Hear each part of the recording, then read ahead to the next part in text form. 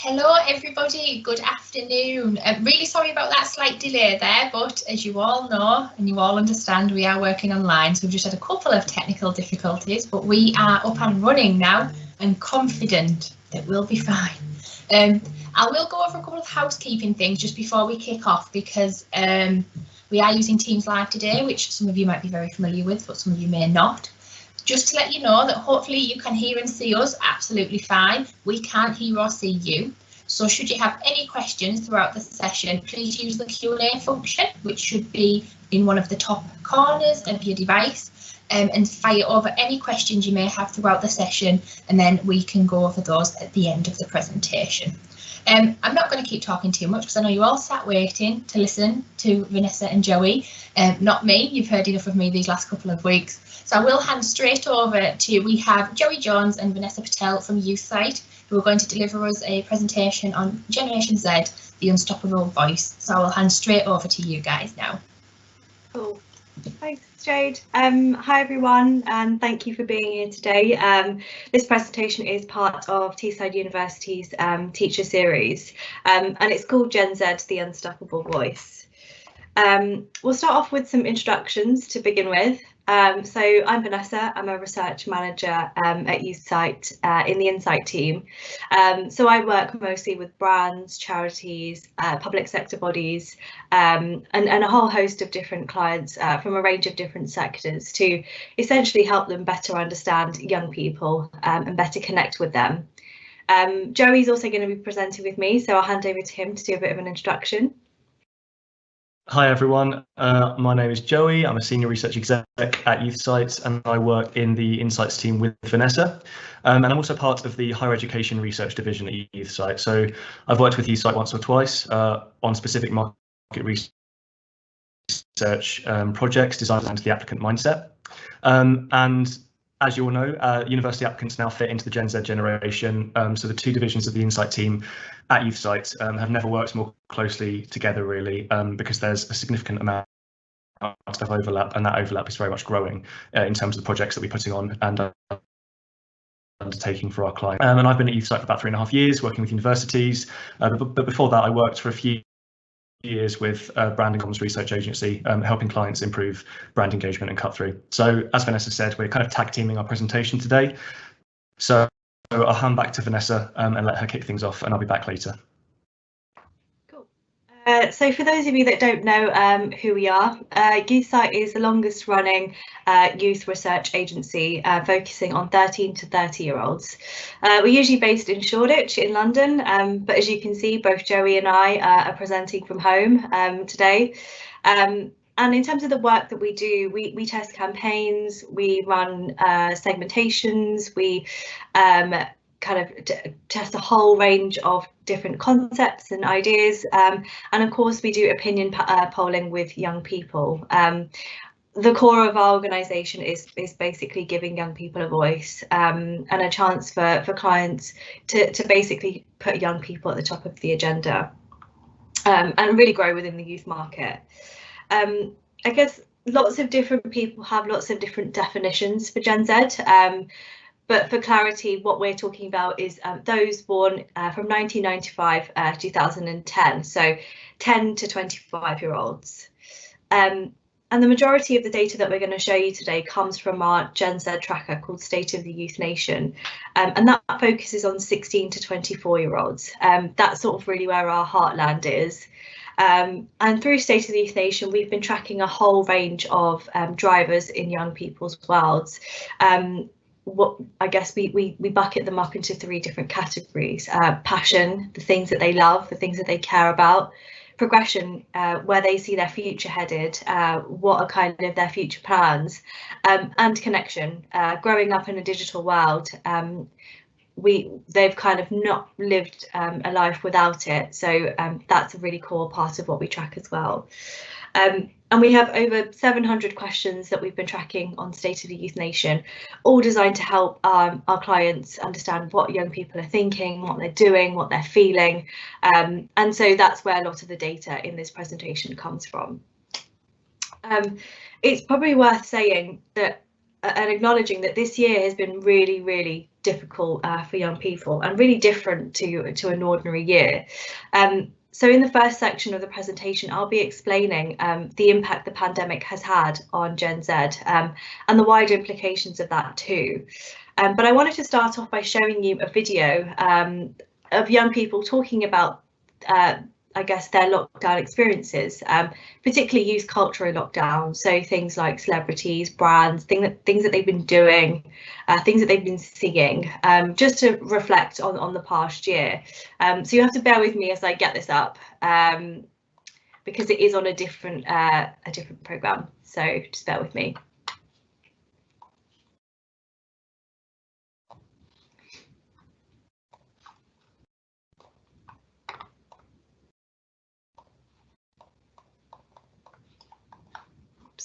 Doesn't seem to be letting me share.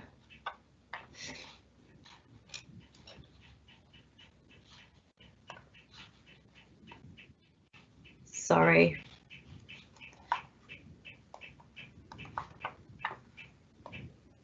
Let's give that a go. It was there, but I didn't share with sound, the classic. Great. Hopefully you can all hear that.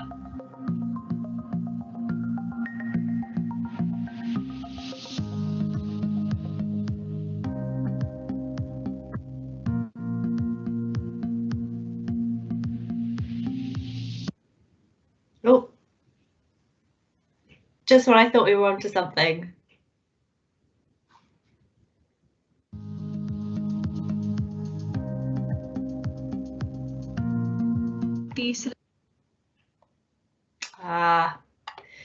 I don't think this is going to work, but what we can do is definitely circulate this video after the presentation. I don't want to kind of, yeah, it's quite painful watching it load and buffer, but what we can do is send it along with the presentation at the end. So I'll just get the deck back up.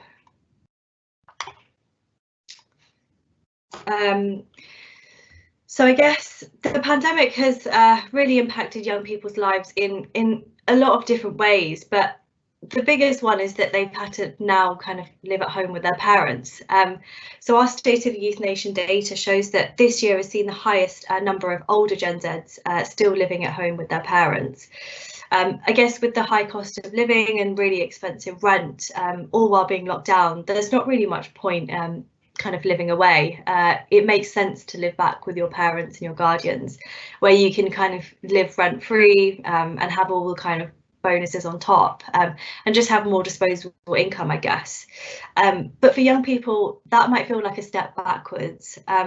So our data shows that 3/4 think that moving out of your parental home is a marker of adulthood. And so young people today may be feeling like instead of moving forward with their lives, they're actually kind of, it's a bit stagnated or even a step backwards. And they may even feel like they've failed to live up to the expectations of adulthood. And I guess now that they're under the watch of their parents, their kind of sense of freedom and independence and kind of coming and going as they please maybe jeopardised a little bit, obviously depending on what their relationship with their parents is like.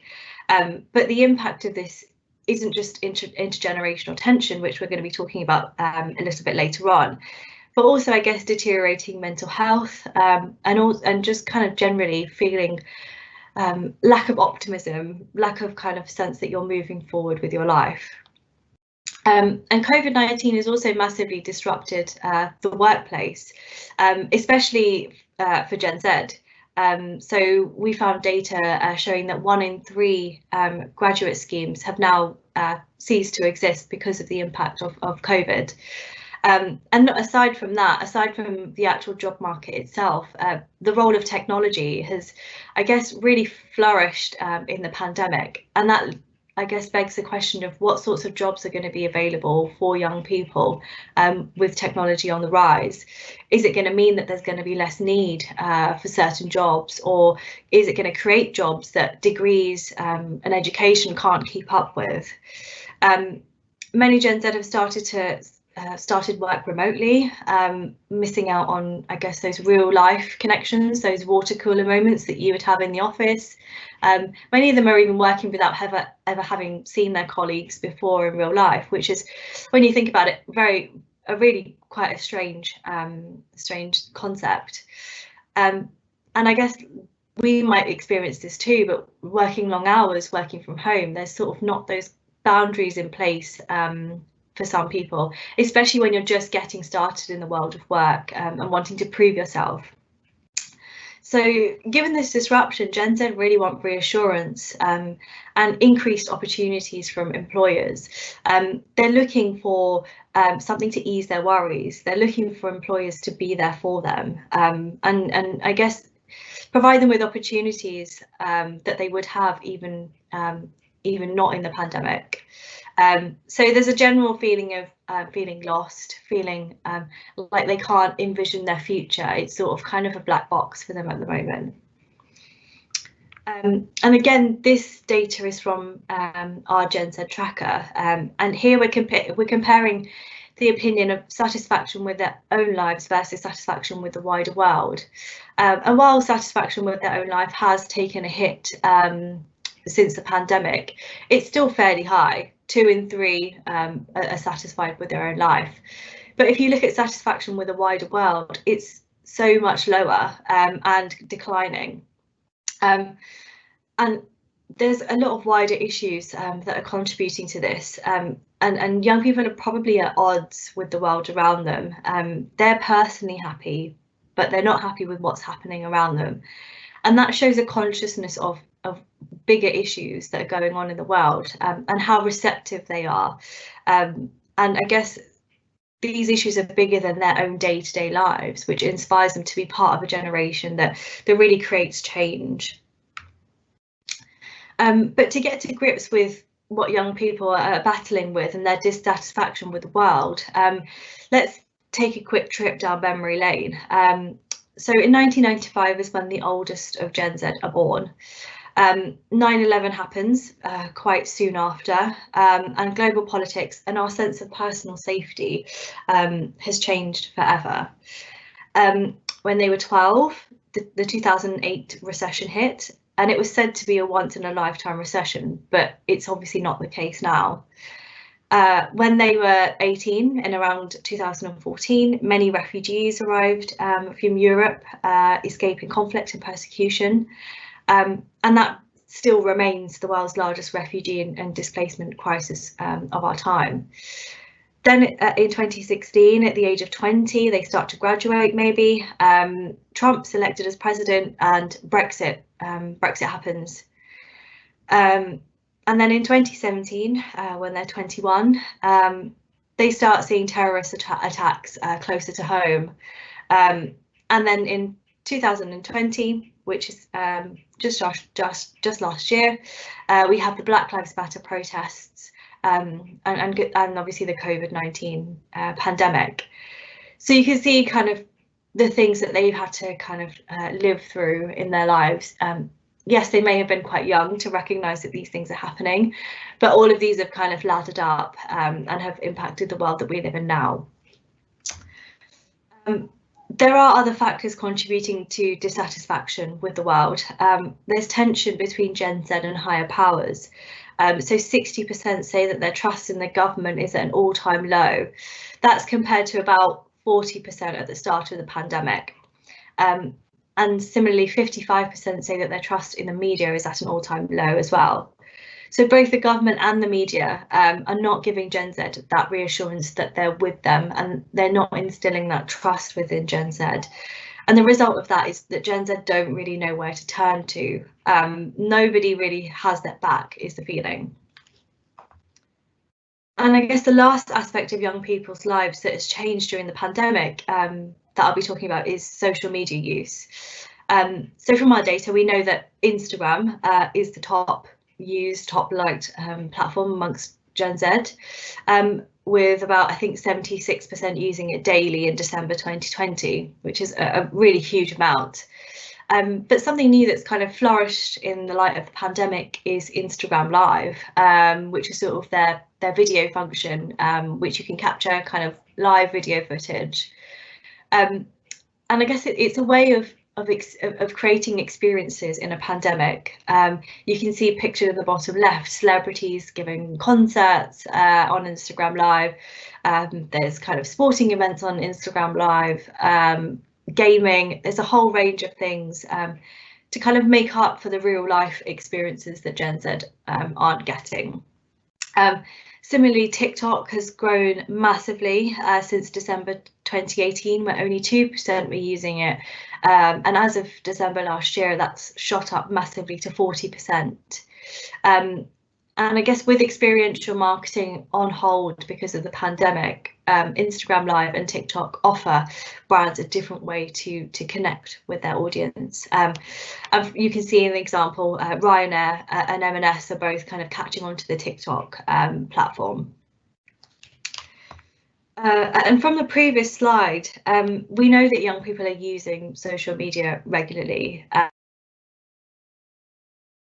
So Gen Z a platform to share their views, to have a window into other people's lives. It allows young people to follow people who are different to their family or their friends, who are unlike anyone from their community, and in some cases really completely unique young people. And to put it bluntly, for example, a young person growing up in the rural south of England, for example, who may not be surrounded by a lot of diversity and who may not see kind of marginalised groups on a day-to-day basis, can just go on Instagram or any other form of social media and have a view of different people's lives. And despite the lack of diversity in their own area. So they can see kind of Black YouTubers, trans TikTokers, they can see gay Instagrammers, people that they wouldn't normally come across in their everyday lives. And that is important to note because it's a uniquely Gen Z experience. From the minute that they were born, there was social media, there was internet access. And so that's something that's very different to other generations. So developing personal and powerful relationships with influencers allows Gen Z to empathise really with many more types of people than they ordinarily would have. And our data shows that Gen Z do want to be surrounded by different types of people. They want to see diversity, they want to see different cultures, they want to see different walks of life, whether that's in real life or whether that's on their social media. And these personal connections, I guess, really make them care more deeply about the world than other generations did at their age. And you can argue that they care more than any other generation out there at the moment. And that, again, kind of creates this intergenerational tension where they kind of feel like they're fighting battles that older generations aren't particularly fighting right now. I'm now going to hand over to Joey to talk you through, I guess, intergenerational tension in a bit more detail, as well as kind of Gen Z activism as a whole. Thanks, Vanessa. So based on what Vanessa has said, you've probably all come to the conclusion that Gen Z are a pretty unique generation. And as a result, Gen Z currently aren't connecting with other generation and their values. They don't have a great deal of common ground with them. And so to gain an understanding of this audience, we've got to first recognise the intergenerational differences that Vanessa mentioned, understand what they are, and off the back of that, understand what the pain points are when it comes to the Gen Z experience. So on the next slide, we're first going to show you the top concerns that Gen Z have had within the past year or so. And you can see there at the top, climate change, that has been on top of the ranking for the last couple of years. And really that's an acknowledgement of the climate crisis as it continues to grow and as the situation becomes more urgent. But what's really, really interesting about this chart here is that inequality and unfairness are also very, very high on the agenda for Gen Z. And crucially, this is inequality when it comes to other people, other Gen Zers, and not just themselves. So we've highlighted here in the white bars on the chart, and whether it's race relations, whether it's economic inequality, whether it's LGBT LGBTQ plus rights or women's rights, you can see that each of these is a salient concern to Gen Z. So at YouthSite, we talk about the empathy that young people have with others who are different to themselves. And this is quite different to other generations who, by and large, fought for their own rights and for those rights of their own communities. Gen Z, really, they're also concerned about the rights of others. So the intersectionality that Vanessa mentioned is really, really high on the agenda for this audience. And one of the most recent political issues for Gen Z that we've seen is race relations. And in State of the Youth Nation over the past year or so, we've seen a huge uptick in this of police brutality and racism that have drawn public attention and kind of a widespread outcry for justice. And prior to this, race relations did peak in June 2018, which was closer to the time of the Brexit negotiations. And according to survey data by The Guardian, the number of ethnic minorities facing discrimination has increased since the Brexit vote. So this means that there is a link between them and those two issues. So Gen Z are a generation that embrace different cultures, and they want to be surrounded by different types of people. And this again differs to older generations because they are the ones that have grown up with social media. So as Vanessa mentioned earlier, they've had access to people's lives who they may not have had access to in their hometowns as they were growing up. And because of this, they're hyper vigilant about injustice, and they will make sure that it doesn't go unnoticed. And it's not just their differing values where Gen Z differ to other generations. It also comes through in the way that they identify themselves. So, for example, we've got some data here on sexuality. So for Gen Z, the 18 to 24-year-olds, sexuality is far more of a spectrum. Whereas for the over 65s, 81% there identify as completely heterosexual, whereas that's only 44% of 18 to 24s saying that they're completely heterosexual. So that's just one area in which the younger generation is vastly different to the older generation. And it's coming through this difference too when it comes to gender. So this is far more fluid for Generation Z. 56% of 65-plus-year-old males identify as being completely masculine. So that's the data on the right-hand side there. And this compares, it's really quite stark, to 2% of 18 to 24-year-olds or 18 to 24-year-old males there. So this highlights the changing nature of identity constructs and the differences between the generations. As I said, they're really, really quite stark, huge differences between the two extreme poles of the young and old generation. And furthermore to this, Gen Z also very much feel let down by the actions of older generations when it comes to key issues. And we noted there that climate change and the climate crisis was very top of the agenda. And it seems that the older generation isn't as worried or as concerned about the climate change or climate crisis. They don't tend to also believe that humans are mainly responsible for this crisis, which is the chart that you can see on the right-hand side there. And anecdotally, from speaking to the young people that we speak to on our panel, it's a very similar situation when it comes to racism. So Gen Z feel the need to educate older family members on Black history. They feel the need to address older generations' underlying racial biases or what they see as racial biases. So to Gen Z, older generations appear to have quite a closed-minded view of the world, which really doesn't gel with their own views. So all these examples I've given you so far all point to the intergenerational tensions that Vanessa introduced us to. And what we do have is some pretty stark statistics that 7 in 10 Gen Zers believe that their values don't align with older generations, and they feel quite misunderstood and isolated from them. So you might have heard about the recent OK Boomer trend. Hashtag OK Boomer is the viral internet slang phrase that's been used in memes and on TikTok over the past year. And what it's done is it's kind of used to call out or dismiss out of touch and closed-minded opinions that are associated with the baby boomer older generation and older people more generally. So since November 2019, the hashtag OK Boomer has been used more than 732 million times, which really really gives you a sense of how quickly the concept and the meme has taken off, and also how strongly it resonates with the Gen Z audience and their activities online. But most recently, tensions between Millennials and Gen Z have actually also been rising. So Gen Z are saying that they no longer want to be lumped together with their generational neighbours, the Millennials. And you can see that from these tweets and TikToks and other social media posts. These are usually known as widely as millennial cliches that Gen Z like to make fun of. For example, the laughing, crying emoji, or even wearing your hair in a side parting, being obsessed with Harry Potter, for example.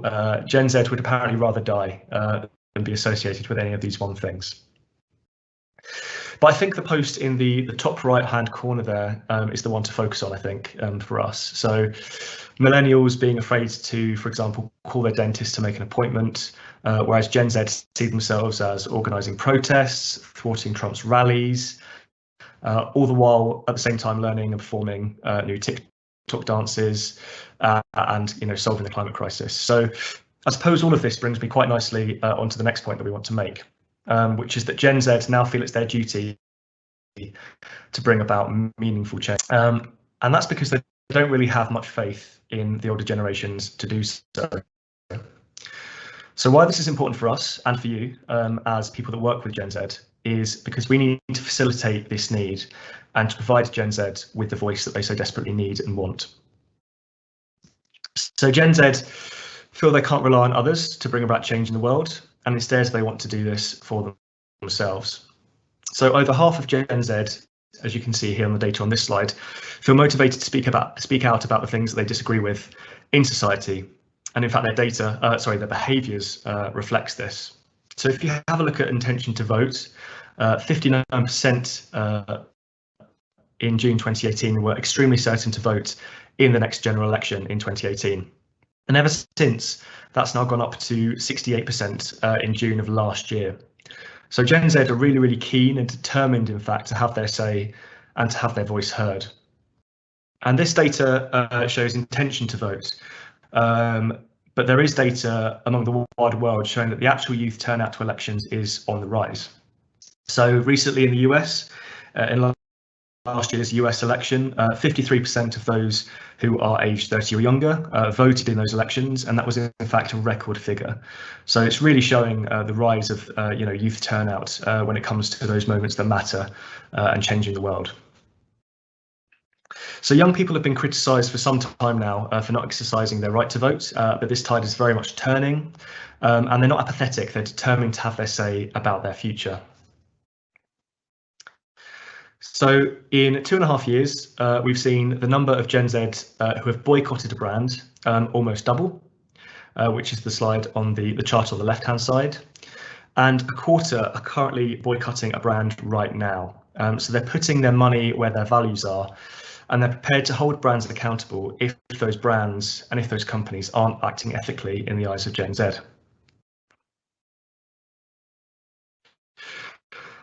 So Gen Z activists are all around us, and they're all working to address so many different causes that they believe in. And this is very much reported in the media at the moment. And the latest Gen Z activist you've probably all heard about lately in the past year or so is the Man United player Marcus Rashford.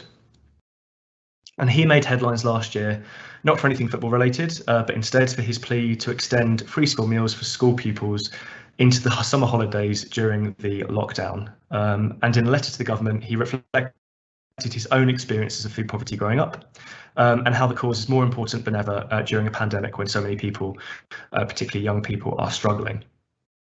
And as we all know, after the government made the U-turn, his campaign was highly successful and has been lauded ever since. But in actual fact, it's not just Marcus Rashford. There are some lesser known Gen Z activists who aren't famous football players or aren't even famous at all. They're just ordinary young people using the platforms they have to establish change. And everyone on this page that you can see is a Gen Z activist fighting for a cause that they believe in. So Amika George, you can see at the top there, she campaigns against period poverty. She founded the #FreePeriods organisation, and ever since has been campaigning for access to free period products in schools and colleges in England.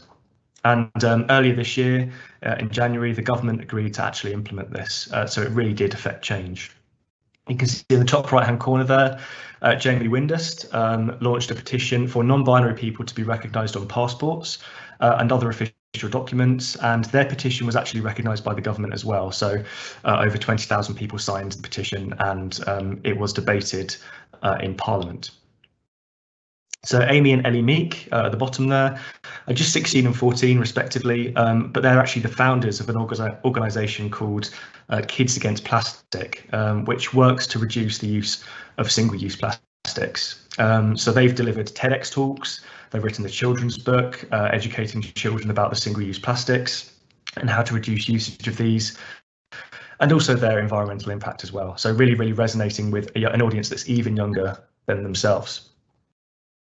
And finally, we've got Mazoon Al-Milahan, who now lives in the UK, but campaigns for education for Syrian refugee children. And she is the youngest ever UNICEF ambassador.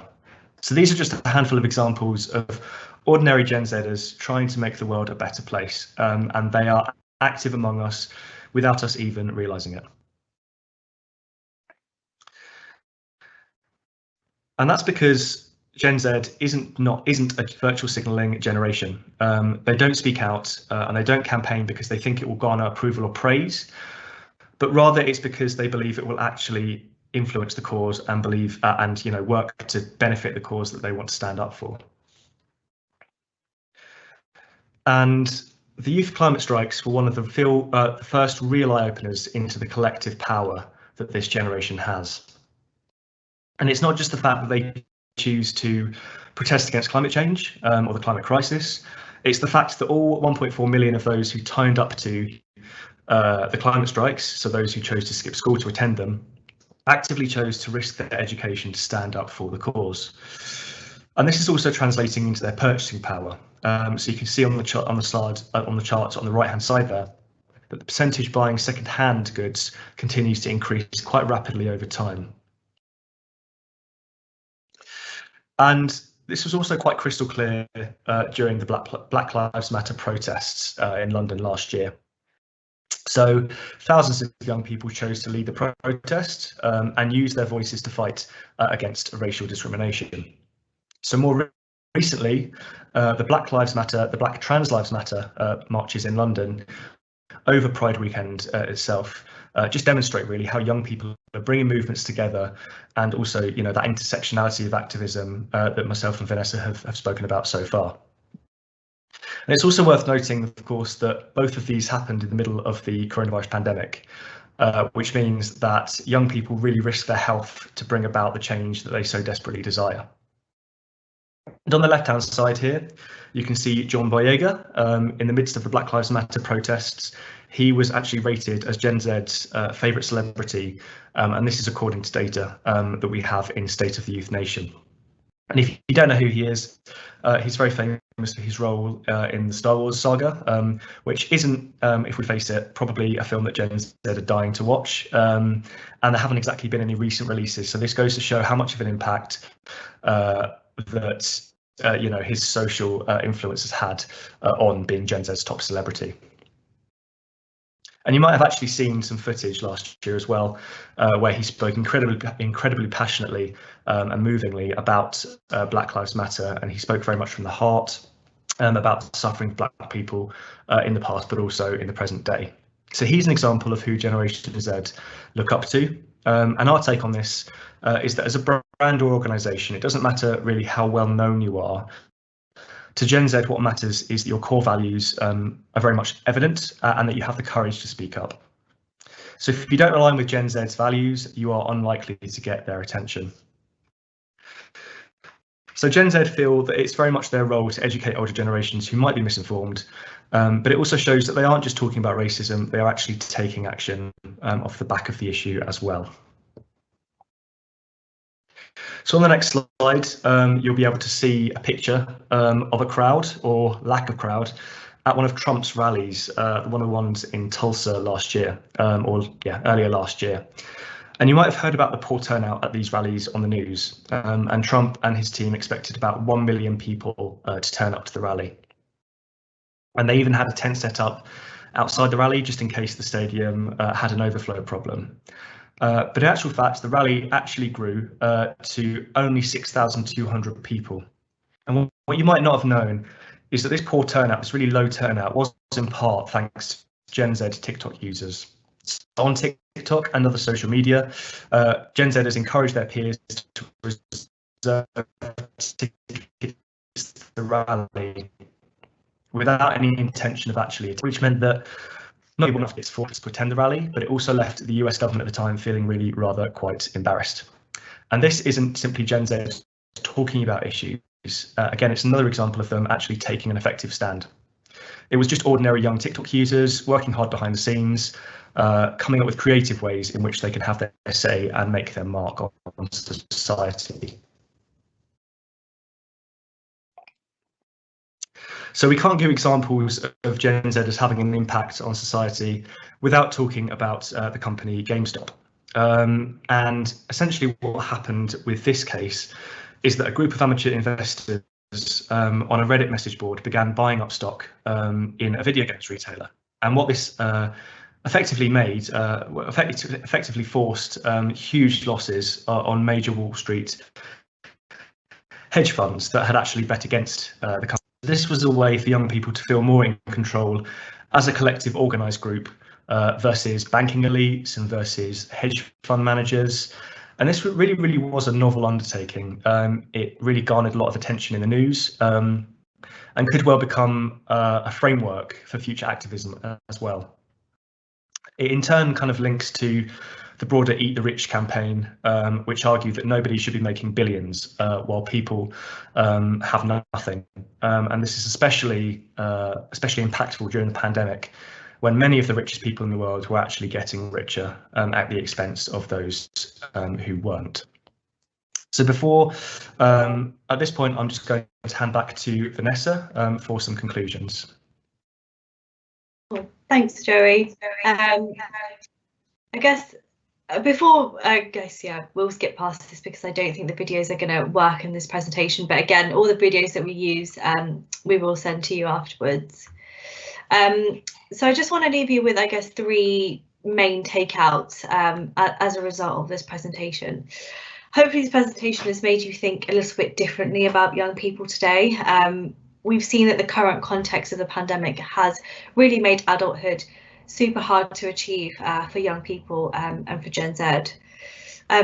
So don't just rely on your own memory of your teenage years. That was then and this is now. The world is a lot more different to what it was when you were growing up. And take time to understand what it's like for young people today, what it's like growing up, not only during a pandemic, but with the social experiment of social media. I guess don't dismiss that. Be an ally when Gen Z feel like the world is against them. As teachers and as advisors of young people, you have a huge role to play. This is about purpose, it's about fairness, and it's about equality for all. And something to note is that Gen Z recognise that the world isn't perfect. They recognise that there's a lot of injustice and a lot of inequality in the world. And so there's really no need to kind of shy away from talking about it. In fact, it should be the opposite. There should be kind of a platform to talk about these things. And we all have to start somewhere, and it's about doing the right thing. And thirdly, use your platform to speak up for Gen Z. So Gen Z are doing a lot of amazing things. We've just shown you some of the things that they're doing in this presentation, but they're really not expecting anything in return. They're doing it because they think it's the right thing to do. But when you go out on a limb for something, to take a stand and to make a change, it's a lot easier when you know someone's got your back. And that's a huge role for you as teachers and as advisors to play. So I just want to say thank you for listening and thank you for bearing with us. We've had quite a few technical issues just before joining and also with the videos. So yeah, thank you for bearing with us. And we hope you enjoyed the presentation and hopefully it gave you a few things to go away and think about. Please do get in contact with us if you'd like to know any more about State of the Youth Nation. We also offer higher education trackers as well, and lots of other research options which you can see on screen. Cool. Fantastic. Thank you so much to both of you for that. I'm not going to lie, watching that presentation makes me feel old. I don't know whether that's the takeaway from that for me, but I feel old from watching that. But really useful information, I think, for a wide variety of audiences. You know, so if your staff at the moment working with level 3 students, it gives you a really good idea of what they're thinking about and what they're going through. For us as higher education institutions, it definitely helps us to understand our audience a little bit more as well, because as you say, in terms of age, it might not be that far away, but the difference in approach and opinions about the world are quite different, I think, to what we feel like they are. And I think it's that really important thing. It's not just thinking about what it was like when you were 16, because it's definitely not the same, is it there? What I will do is open the floor to any questions. I've seen that we've had 1 or 2 pop up. I've got you on the screen at the minute, Vanessa, but if whoever wants to answer the question, just let me know and I can make the other available. So we've got a question here from Lee, who's asked, is there any data showing what Gen Z think about the value of higher education, like qualifications, based on their experience of the changing world? Do they expect anything different than millennials from education? I think, Joey, you'll probably be best placed to answer this one as our higher education specialist on the call. Yeah.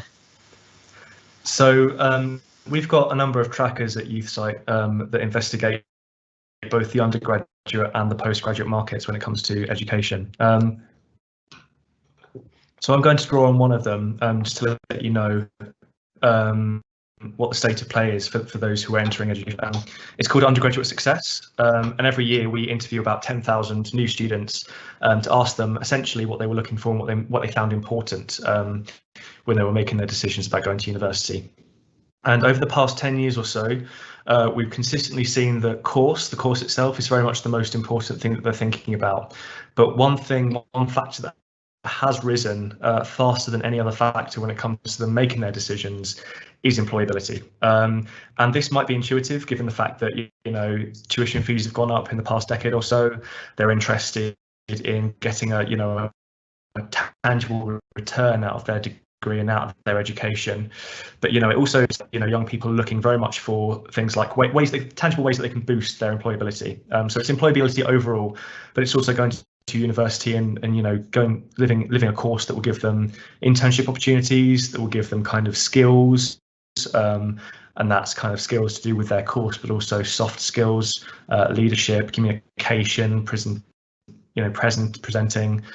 critical thinking, and so on and so forth. So really, in a nutshell, I'd say that, you know, over the past 10 years or so, and the trajectory of employability is really coming to the fore, and higher education institutions such as university are now kind of constructing their courses, yes, around the content and the subject matter, but also around this need to make their students and their graduates really highly employable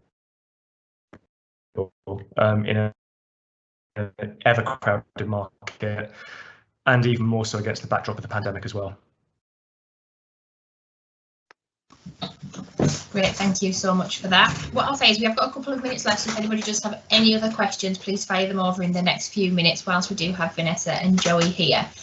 I've got a little bit of a question. I don't know whether, you know, you'll be able to answer it or not, but in terms of promotional material and things that Gen Z expect to get, obviously what we've learned a lot from that presentation is a lot of it's social media, it's online, it's device, you know, based.